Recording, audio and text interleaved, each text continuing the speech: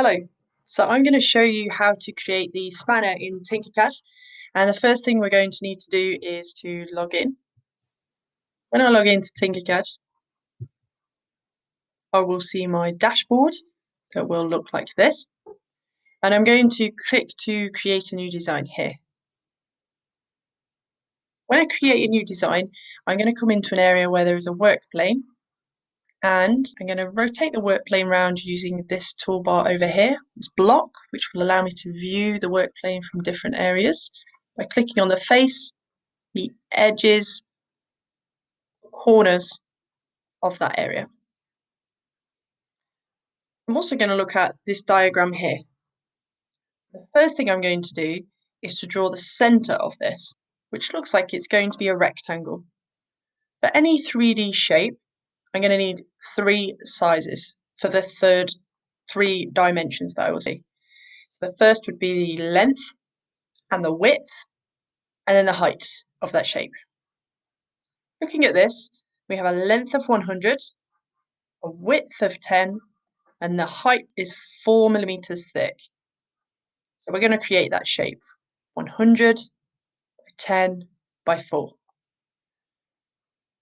Start by clicking and dragging a box in. A length, you can change your sizes here, 100, width of 10, height 4 millimeters. All sizes in here are in millimeters. You might find it easier to click on your shape and just click on the white edges to see the sizes up here. The center one will show the height. I'm going to rotate this around so it's easier for me to see. The next thing I'm going to do is to bring in a cylinder over on this side. Click, hold, click. Let's go back to the sizes that we had. I have an outside diameter of 25, which makes it 25 by 25 and 4 millimeters thick. Let's go back to that shape. Remember, you can change your sizes normally on the side, but with this circle, it doesn't appear because it's a circle. So I'm going to click and change that to 25, 25, and in the center, 4 millimeters thick.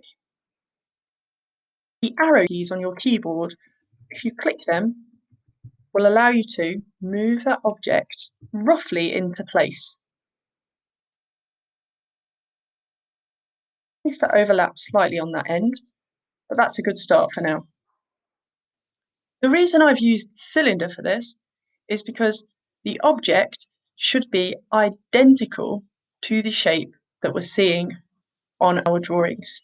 So I want it to be a cylinder that's placed in there. I'm going to pick up my other cylinder tool. Go back to that drawing. The size is 20 by 20 by 4 millimeters tall for the hole that goes in the middle. Go back to Tinkercad. And I'm going to make that 20 by 20. And in the center, 4 millimeters tall. Move that over roughly into place. To move an object, you can just click on it and drag it into position. I'm going to view this from above.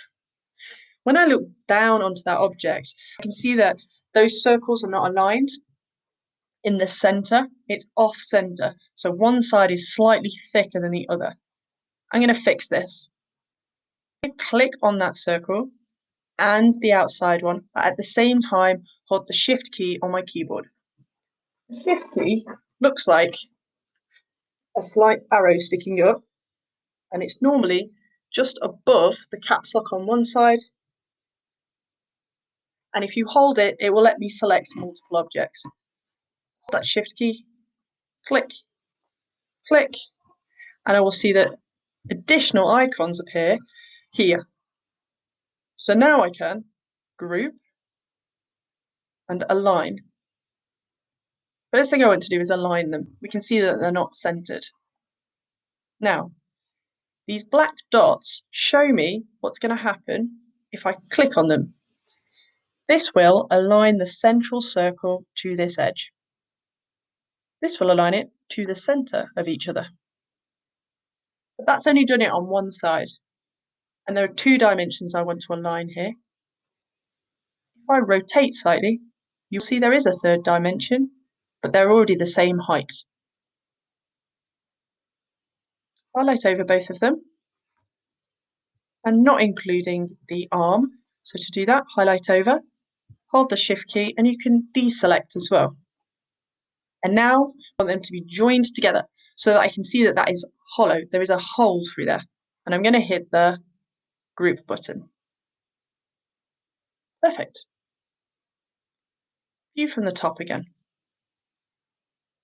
Next thing I'm going to do is place the arm onto the spanner together and join them. To do that, I'm going to need to align. And again, align them in the center. It's a very slight movement there. And then click group. Normally, as you group objects, they all become one solid color. So it's very easy for someone looking at your work to see if they've been grouped. Let's look at next part. We're going to create this shape at the other end.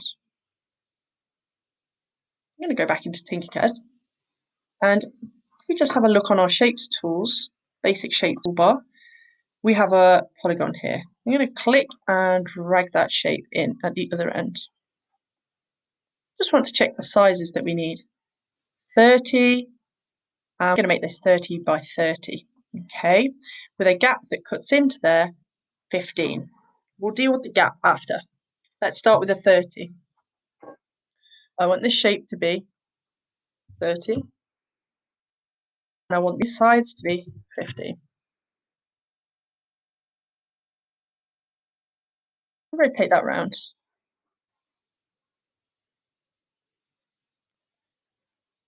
30 by 30. Perfect.